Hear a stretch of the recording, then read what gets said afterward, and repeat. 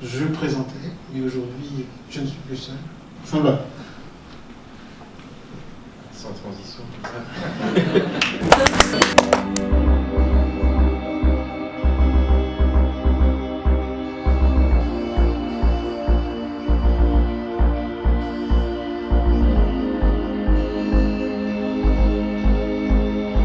Bonjour.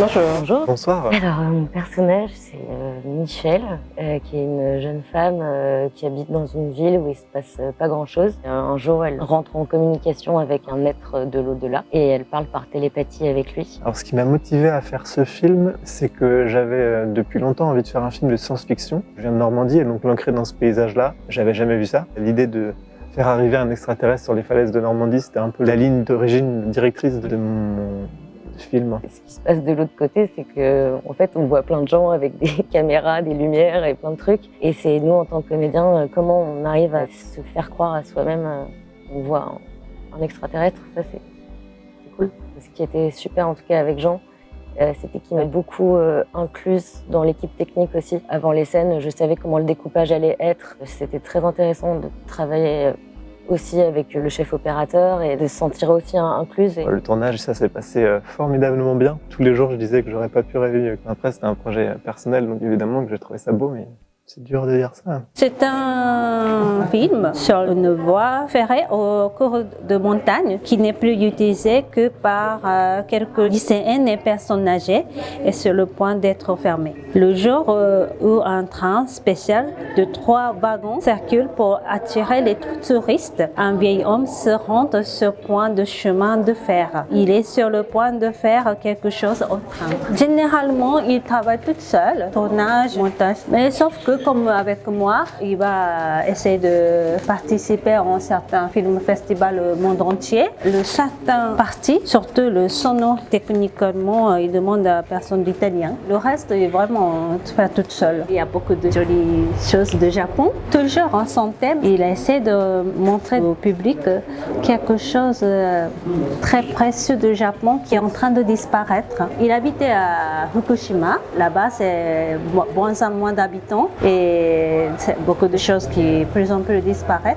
Et cette film aussi, il raconte de ça. Je suis Anita Trigon, je suis assistante de production chez Insolence Productions qui a coproduit du coup le film The Weight of Light. Et du coup, moi je suis Capucine Bénévent et je suis aussi assistante de production chez Insolence Productions. Aujourd'hui, on vient représenter la réalisatrice Anna Hinz. Elle est passée par une association qui favorise l'éducation des jeunes filles isolées, on va dire, en Inde, qui lui a permis du coup de rencontrer le personnage principal, du coup, Surya. C'est un personnage fictif, mais par contre son histoire elle est inspirée de faits réels. Tout comme des témoignages qu'on entend qui sont des vrais témoignages de vraies femmes de cette communauté, quoi. C'est un tournage qui a eu lieu en Inde, dans des décors réels, avec des comédiens qui sont vraiment des gens issus de la communauté, donc des chiffonniers qu'on découvre dans le film. Ce dont ils avaient peur du coup d'avoir un regard trop méprisant sur cette communauté, c'est un film tellement fort, on peut que être touché, surtout avec un regard féminin, forcément ça joue, quoi. Entre fiction et documentaire, le fait d'avoir les deux qui s'entremêlent, c'est une façon d'aborder cette thématique-là. Alors qu'est-ce qui m'a motivé ? Je pense que c'est la volonté d'humblement traiter d'un sujet qui devient un sujet un peu d'actualité pour nous Européens et pour nous Français aussi quelque part. Sans chercher à prendre position, mais juste à replacer le sujet autour de l'humain, autour de personnalités, des implications humaines que pouvait avoir ce genre de sujet qui sont la guerre finalement. C'est Vincent Elbaz et Lula, notre frappier ici présente, qui se partagent l'affiche du film. Et en termes d'anecdotes marrantes, c'est que je dois donner une baffe à Vincent Elbaz qui me demande « T'as déjà donné une baffe de tournage ?» Je dis « Non ». Bah du coup on y va. Voilà. On a eu la chance de pouvoir répéter parce que Vincent Elbaz nous a donné de son temps pour pouvoir répéter et il incarne quand même le président de la République, donc en fait prendre ce temps-là en répétition, c'est un temps qu'on gagne énormément derrière en tournage. Moi il y a un truc qui m'a marqué sur mon personnage, c'est sa grand-mère qui dit ah mais oui, l'activiste que joue Lula, et qui a dit non mais c'est pas une activiste, c'est une citoyenne. Et je trouvais ça touchant du coup d'ouvrir des débats autour de est-ce que c'est une activiste, est-ce que c'est une citoyenne, est-ce que c'est juste quelqu'un qui fait un devoir citoyen nécessaire. Je pense que ce rôle-là et le rôle de Vincent, on l'a un peu travaillé comme ça en se disant faut pas rendre les gens indifférents en fait face à ce projet. Et c'est vrai qu'il clive sur les bons sujets, je trouve aujourd'hui. Je m'appelle Galiam Brunhenry, je suis acteur-réalisateur et c'est pas la première fois que je viens à Incontournable. C'est un festival que je suis régulièrement de par de la qualité des films qu'il propose. D'ailleurs, qu'importe la distance, je reviens de Ouagadougou où il a gagné le premier prix au festival Ouaga Côté Court d'Irène Tassambedo, qui est la directrice de ce festival, quoi. Déjà, Léo, il faut savoir que ce film, c'est une fiction, mais il a fait des recherches parce que c'est pas que purement fiction, il y a aussi une part de vérité. Il a fait des recherches auprès des associations. Et effectivement, il y a des mères qui vivent ça, malheureusement, parce que c'est pas des femmes qui se plaignent. Personne ne me dit oui, mon fils est en prison. Au contraire, c'est vraiment double peine, c'est-à-dire déjà c'est une honte. Il y a une douleur aussi, parce que d'habitude, Léo, il fait des films sur la jeunesse, et là, il a décidé de faire un film sur rendre hommage à ses mères. Déjà, quand j'ai lu le scénario, j'ai été vraiment touchée, parce que moi, je suis vraiment dans la vraie vie. Ce que j'ai surtout fait, j'ai imaginé mon fils à la place en prison, donc l'émotion a été facile à trouver. Il nous a laissé beaucoup de liberté. Moi, j'adore l'improvisation, donc même s'il y a le scénario et le texte, il y a aussi des choses que j'ai proposées, et puis il connaît, et puis bon, c'est un travail d'équipe, on a travaillé dans la main. C'est comme ça qu'on a fonctionné jusqu'à la fin du tournage. J'ai voulu aborder le thème des conflits familiaux, un enterrement à la campagne dans un tout petit village où je me suis retrouvée à rencontrer une petite fille qui s'avérait être ma cousine.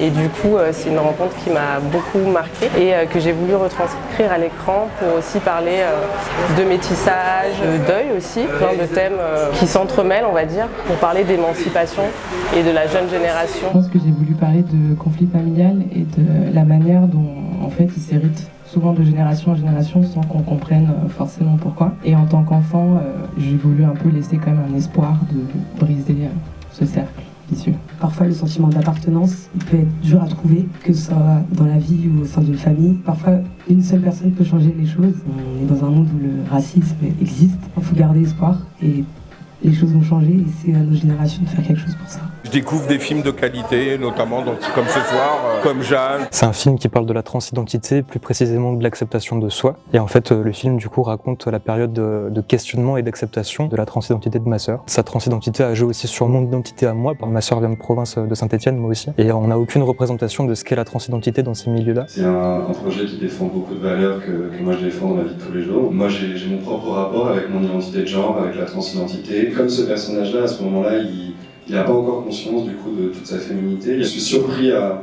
avoir de la difficulté à retourner à cette forme de masculinité-là. Je trouvais ça intéressant de montrer tout ce qui pouvait être rejeté, donc passer par un personnage qui était d'apparence xénophobe, mais qui lui en fait ne s'accepte pas et n'est pas capable du coup d'accepter les autres dans leurs différences. Quand j'ai reçu le script et que j'ai lu, c'est quand même moi qui vais devoir appeler Alexis King Kong. C'est mon premier rôle. Moi j'ai adoré l'équipe avec laquelle j'ai travaillé et quand on voit le résultat, moi j'étais bluffé. Je pense que ça fait toujours du bien vraiment de raconter quelque chose qui est très personnel, qui est ancré en nous depuis longtemps et qu'on parvient à relâcher. Il y a Chloé Delazis, merci beaucoup, qui voulait le faire. Céline Armand, qui est mon mentor, avec qui je bosse à Paris depuis que je suis arrivé, qui est tout au fond de la salle là-bas. Et il y a aussi Samuel qui a composé toute la musique, c'est de la musique originale qui est aussi. On a le message de John Paul Vergès. Hey, I'm Joan, director of Dernier Bataille, The Last Battle. I'm sorry I can't speak French, but we're very happy to be in your festival. Our movie is set in the Civil War in Spain during the 30s, just before the Second World War. But it's not about the war, it's more about the afters of that period, how this affects people, all the exile that happened to Catalan people, and we put the center of our story in the memories. We have our protagonist who is starting to have Alzheimer, dementia, and he is losing his memories. And it's very clear with people that when someone gets lost in the memories, they stop being themselves.